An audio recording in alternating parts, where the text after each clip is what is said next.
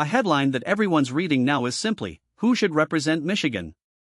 In this episode, we break down the story that's gaining ground on every evening news bulletin and taken up in town halls and public opinion polls across the state. Michigan faces a pivotal moment, with a Senate seat up for warranted. The candidates are nothing short of the sharpest contrast in modern Democratic politics. On one side stands a former public health official who has been running a populist, progressive campaign.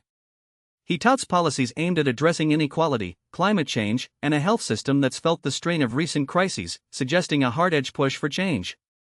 On the other, a moderate representative has positioned himself as a practical realist. He argues Deitz politics a pragmatic approach, incremental reforms, bipartisan cooperation, and a focus on state-level governance that keeps people's livelihoods secure. The Times opinion section pulled together a panel of local leaders and experts in Michigan. They sought to help listeners make sense of the complex dynamics, asking hard questions about what direction Michigan should take on national policy, veterans' benefits, inflation, and the future of its manufacturing roots. The department seats are shaped by these debates. Democrats can't afford for half the electorate to feel left behind, while Republicans can pitch moderation. The conversation brought up 3 clarity points. First, the former health official's message resonates with voters who feel that rapid change is overdue from the front lines of pandemic response. Second, the moderates' push for practical stepping stones appeals to voters who want steady, incremental improvements rather than sweeping upheavals. Third, the panel highlighted how local and national caucus could align to ensure that the pick won't leave Michigan out of step with the rest of the country's progressives or with its conservative base. The stakes in this race are high.